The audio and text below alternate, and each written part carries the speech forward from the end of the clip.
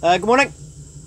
We're just standing here looking at the lovely day. It's absolutely gorgeous here, and we're looking at the Landcruiser. So it's a FJ40. Lexus in it. I'm just going to go through a few of the features it's got. So this one got a later model dash in it. So it's out of a later model Prado. All wired up. Everything actually works on that. So if we pop it into gear, we've got the indicators for the gears. I just flicked those bottom bulbs in because they weren't working, so I got that sorted, just doing a few bits and pieces. Now we had to do, so this light here, this one here, it turns on some lights inside and on the side. And then if we pull out a second click, it does some bottom ones. And this big one at the back, yep, that one there. So, cigarette lighter on this one. That one I believe is ignition, same as the one on this side. But these two down the bottom here, they're full power all the time. And also down by here we've got a couple of switches. So this switch over here turns ECT power on. So we've got the ECT power on the dash, flicks on and off when I do that. And this one is for the fan. So right there it's on auto, so the computer controls it, does its own thing, don't touch it, okay? This one turns off, so if you're going through mud, we'll turn that fan off, hit that one, and that turns on. You could, well, I can hear it, but it's got the big hydraulic fan making a lot of noise. So if you're four-wheel driving, playing off-road, hit it on all the time, and away you go, and there. Right, so up here we've got, that's your headlights, like normal. This fella here does your spotlights. So there, the spotlights work correctly on high, only on the high beam. So they work with your high beam on your lights. If you flick it out a second hit, technically it's illegal because the headlights are on all the time. They just stay on. But so one click is the correct one. Now this little fella is the engagement for four-wheel drive. Got to put the front hubs in, but it's got the little indicator on the dash. Best to do it in neutral or park.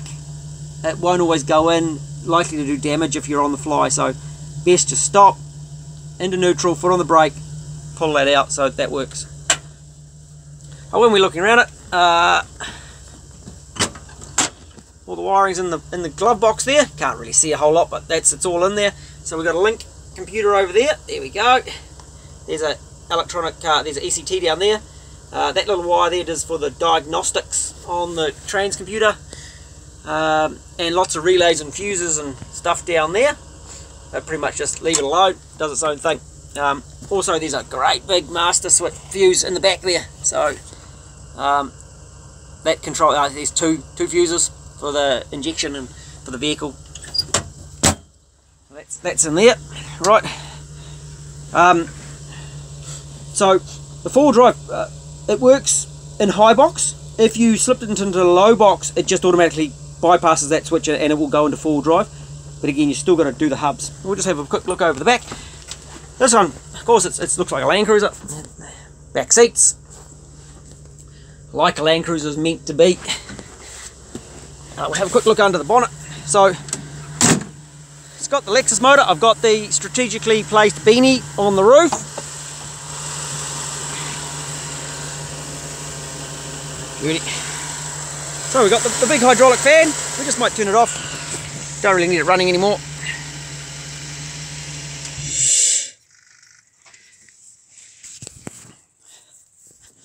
So under here, big FJ40 Landcruiser radiator. It's got the overflow bottle, so it bleeds up properly now.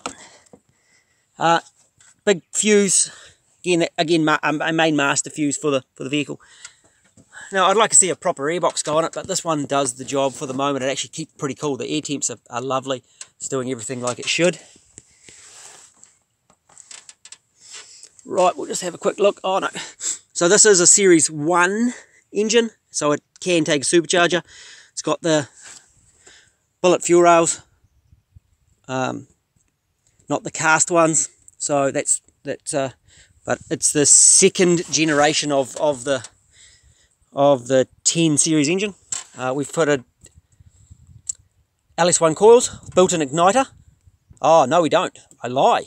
This one was the early one, so it's got a set of Bosch coils, and it's got the Bosch igniter up on the firewall by the map sensor. So factory style. New heater tap. So the heater tap's working and the cooling system's doing what it should and bleeding up properly. Hydraulic fan pump on the front. So that's all doing its thing. So that's going well. On the front, we've got indicators which are off my KTM motorbike many years ago. Power steering. So the box has been moved to the front. We've got tie rod ends a 60 series. So it's got a 60 series front end in it. But that gave issues with the stabilizer bar. So that's a 60 series, but I've moved that pivot point on the bottom of the radiator support. Now I believe it's probably had 60 series diffs put in at front and rear. We look under here, we got some pretty fruity little headers. They're quite lovely little headers. Absolutely lovely, and it goes really good as a result.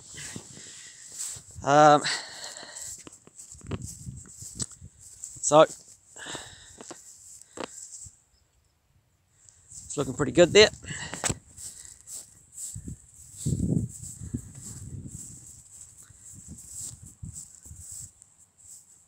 Tail lights, aftermarket, but LEDs, but looking like a Landcruiser, like it's meant to do.